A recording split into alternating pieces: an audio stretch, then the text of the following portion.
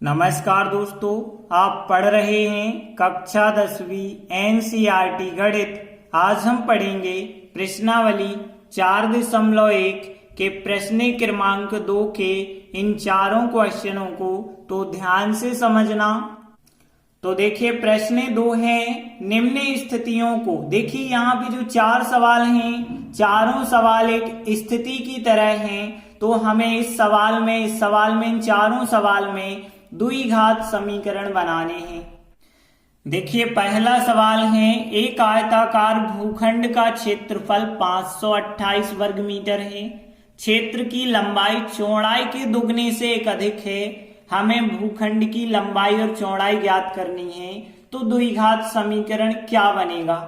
तो देखिए हमने कहा था आपको पिछले अध्याय में, जब भी हमें दो चीजें ज्ञात करना हो तो एक x मानते हैं, एक y मानते हैं। लेकिन यहाँ अध्याय 4 में आपको y का कोई रोल नहीं है, केवल x का ही रोल है। तो यहाँ पे दो चीजें x y नहीं मानना, एक चीज तो मान लेना x। अब दूसरी चीज x से ही संबंधित होगी, वो प्रश्नानुसार होगी। या तो प्रश्न की पहली लाइन के हिसाब से होगी या प्रश्न की दूसरी लाइन के हिसाब से होगी। यहां देखें, हमें भूखंड की लंबाई और चौड़ाई ज्ञात करनी है, दो चीजें। तो किसी एक चीज को आप x मान सकते हैं। तो जैसे हम मान के चले कि भूखंड की चौड़ाई x मीटर है, तो भूखंड की जो लंबाई होगी वो किसी एक लाइन के हिसाब से आपको बनानी होगी। देखिए यहां बताया गया है लंबाई चौड़ाई के दुगने से एक अधिक है। तो देखिए जो लंबाई है वो चौड़ाई के 2 गुने से एक अधिक है। तो इसका मतलब है लंबाई कितनी हो गई? 2, चौड़ाई का मान है x प्लस 1। तो यहां लंबाई हो गई 2x प्लस 1। अब हम आगे प्रश्न पढ़ेंगे।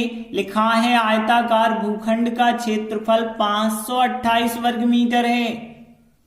तो देखिए प्रश्न में कहा गया है आयताकार भूखंड का क्षेत्रफल कितना है? 528 वर्ग मीटर। देखिए आयताकार भूखंड का मतलब होगा आयत, और आयत का क्षेत्रफल आपको पता होता है क्या होता है? लंबाई गुणित चौड़ाई होता है। तो हमने यहाँ पे लिखा लंबाई गुणित चौड़ाई बराबर क्षेत्रफल 528 ही रखा है।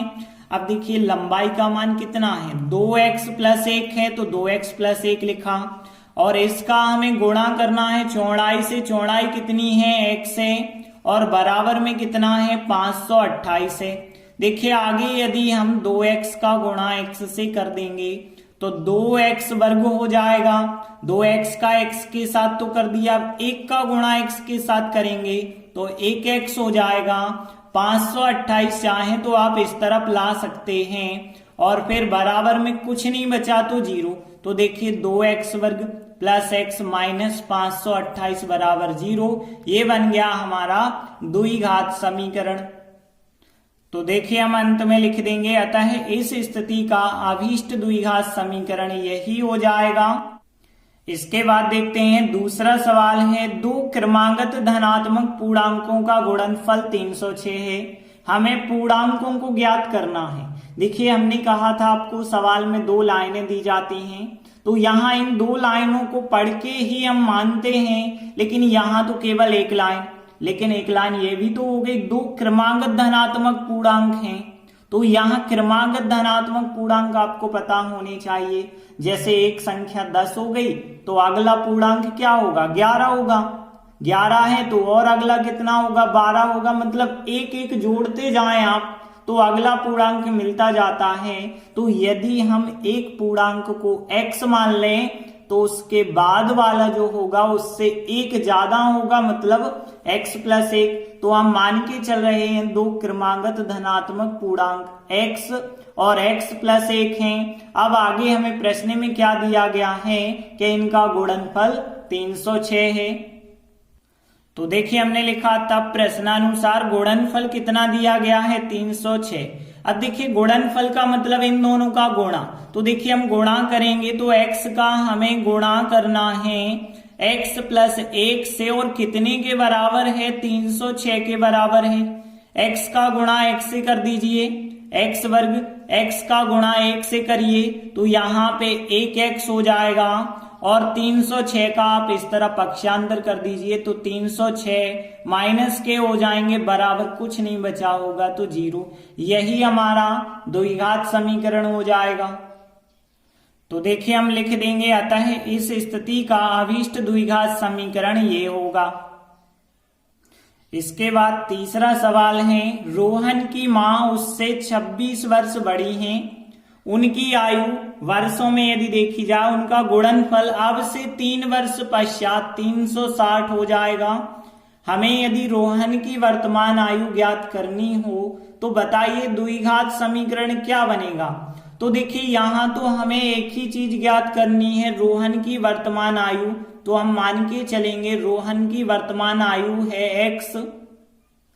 तो देखिए हम मान के चले रोहन की वर्तमान आयु x वर्ष है। तो फिर अब देखिए पहली लाइन हमने पढ़ी, रोहन की मां उससे 26 वर्ष बड़ी हैं। तो देखिए मां की वर्तमान आयु क्या हो जाएगी, रोहन की आयु से 26 ज्यादा है, 26 बड़ी हैं, मतलब x में हम 26 और जोड़ देंगे तो x प्लस 26 वर्ष हो जाएगी फिर इनकी आयु। अब देखिए और आगे प्रश्न पढ़ा कि उनकी आयु वर्षों का गुणनफल यदि देखें 3 वर्ष पश्चात 360 हो जाता है, मतलब रोहन की 3 वर्ष बाद आयु और रोहन की मां की 3 वर्ष बाद आयु जो भी होगी उन दोनों का गुणनफल कितना है 360। तो देखिए कहा गया है 3 वर्ष पश्चात रोहन की आयु और मां की आयु उन दोनों का गुणनफल कितने के बराबर है, 360 के बराबर है। तो देखिए रोहन की वर्तमान में आयु x है, लेकिन 3 साल बाद आयु जो होगी 3 और हम जोड़ देंगे तो x प्लस 3 का गुणा करना है। मां की वर्तमान आयु कितनी है, x प्लस 26 है। 3 वर्ष बाद कितनी होगी, तो 3 यहाँ पे आप और जोड़ दीजिए। और देखिए आगे यदि हम देखें तो x प्लस 3 का गुणा करना है, इसे सरल कर लें तो x प्लस 26 और 3 कितने हो जाएंगे 29, और बराबर में आपको 360 लिखते चलना होगा। अब देखिए इन दोनों कोष्टकों का गुणा करेंगे, x का x से गुणा किया जाएगा x वर्ग, x का 29 से गुणा करेंगे 29x, और फिर 3 का x से गुणा किया जाएगा तो 3x, और 3 का 29 से करेंगे 87 बराबर 360। अब देखिए सभी को एक तरफ ले आते हैं तो x वर्ग 29 और 3x जोड़े तो 32x हो गए, और फिर प्लस के 87 हैं। अब 360 जब आएंगे इस तरफ तो वो माइनस के हो जाएंगे, बराबर में कुछ नहीं बचा होगा मतलब 0। तो देखिए x वर्ग और 32x, अब देखिए 87 धन के हैं 360 ऋण के हैं, तो 360 में से 87 हम घटा देंगे तो 273 बचे होंगे माइनस के, बराबर 0। यही हमारा द्विघात समीकरण होगा। तो देखिए हम अंत में लिख देंगे, अतः इस स्थिति का अभीष्ट द्विघात समीकरण यह हो जाएगा। इसके बाद चौथा सवाल देखते हैं, एक रेलगाड़ी 480 किलोमीटर की दूरी समान चाल से तय करती है। यदि इसकी चाल 8 किलोमीटर प्रति घंटा कम होती तो वही दूरी तय करने में 3 घंटे ज्यादा लगते। अब हमें रेलगाड़ी की चाल ज्ञात करनी है। यहाँ केवल एक ही चीज हमें ज्ञात करनी हो तो वो आप x मान के चलना। तो देखिए हम मान के चले रेलगाड़ी की चाल कितनी है, x किलोमीटर प्रति घंटा है। अब देखिए यदि रेलगाड़ी 480 किलोमीटर की दूरी इस चाल से तय करती है तो समय कितना लगेगा। तो यहां हमने लिखा है इस चाल से 480 किलोमीटर की दूरी तय करने में लगा समय। अब देखिए समय का फार्मूला आपको पता होगा, दूरी बटे चाल होता है। दूरी का मान है 480 और चाल कितनी है x है, तो यहाँ समय का मान हुआ 480 बटे x। आगे प्रश्न में कहा गया है यदि इसकी चाल 8 किलोमीटर प्रति घंटा कम होती तो हम लिखेंगे अब प्रश्नानुसार नई चाल। देखिए पहले थी x, लेकिन अब कितनी कम करना है, हमें 8 कम करना है, तो x माइनस 8 हो जाएगी नई चाल। किलोमीटर प्रति घंटा आप जरूर लिखें। तो यहाँ चाल तो हो गई लेकिन दूरी वही रहेगी 480 किलोमीटर। तो देखिए इस नई चाल से 480 किलोमीटर दूरी तय करने में कितना समय लगा होगा। फार्मूला फिर लगाइए, दूरी बटे चाल। तो यहाँ दूरी कितनी है 480 है और चाल कितनी है x-8 है, तो बटे लिखा हमने x-8। तो देखिए अब हमने फिर प्रश्न पढ़ा, वह दूरी तय करने में 3 घंटे अधिक समय लेती है। कहने का मतलब है यहाँ जो समय लिया है और यहाँ जो समय लिया है, इन दोनों का जो अंतर है वो कितने के बराबर है, 3 घंटे के बराबर है। तो यहाँ हमने लिखा दोनों चालों में लगे समय का जो अंतर है वो 3 घंटा है। अब देखिए 3 घंटा ज्यादा लगा है तो कम किस में लगा होगा।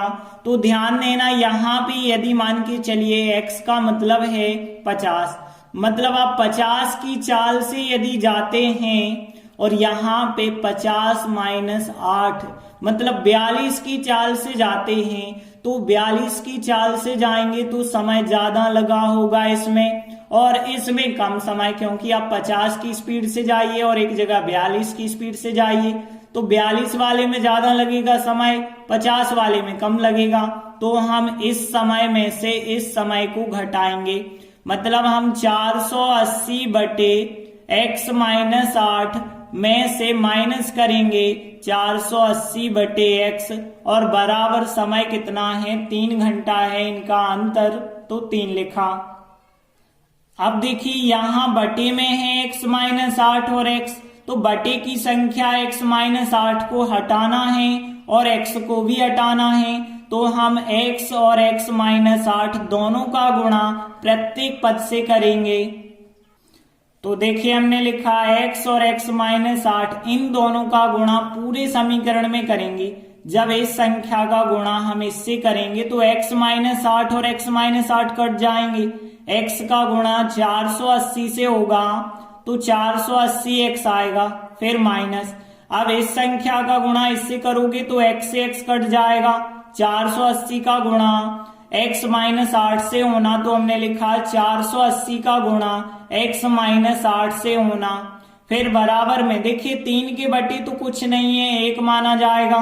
तो देखिए इस संख्या का जब आप गुणा करेंगे तो यहाँ पे 1 से कोई कटेगी नहीं संख्या, तो यहाँ x और x-8 का गुणा 3 से हम करेंगे, तो हमने लिखा 3 के साथ x और x-8 का हमें गुणा करना पड़ेगा। अब देखिए यहाँ पे आगे जब सॉल्व करेंगे तो 480x तो वैसे ही रहेंगे, अब यहाँ पे 480 का गुणा x से किया तो 480x आ जाएंगे। 480 का 8 से करेंगे माइनस माइनस प्लस हो जाएगा, 480 का जब 8 से करेंगे तो 3840 आएगा, बराबर 3x का गुणा x से किया तो 3x वर्ग, 3x का 8 से किया तो 3×8 = 24x। अब देखिए यहाँ पे 480 और 480 तो कट जाएंगे और यहाँ इन संख्याओं को हम इस तरफ ले आते हैं, तो देखिए 3x वर्ग जब यहाँ आएंगे माइनस के और माइनस के 24x इस तरफ प्लस के, और यहाँ 3840 हमने वैसे ही लिखे हैं, बराबर में कुछ नहीं बचा होगा तो 0। अब यहाँ ध्यान देना, माइनस का 3x वर्ग है, पहली बार तो आप माइनस से गुणा कर दें, तो माइनस से गुणा करेंगे तो प्लस का, और ये हो जाएगा माइनस का, ये भी हो जाएगा माइनस का। आप चाहें तो आंसर यही लिख सकते हैं, या फिर आप देखेंगे पूरे में 3 से भाग जा रहा है तो 3 से भाग दे दें। तो यदि हम 3 से भाग देंगे तो 3 से भाग देंगे 3x वर्ग में केवल x वर्ग, और 3×8 = 24 8x, 3 का भाग देंगे 3 एकम 3, 8 में 3 दूनी 6 बचे 2 हो गए 24, 3×8 = 24, 0 का 0, और यहाँ बराबर 0 ही लिखना आप। तो इस प्रकार से हमें द्विघात समीकरण प्राप्त होगा। तो देखिए हम अंत में लिख देंगे, अतः इस स्थिति का अभीष्ट द्विघात समीकरण यह है। इस प्रकार से प्रश्न 2 के चारों सवाल कंप्लीट हुए। धन्यवाद।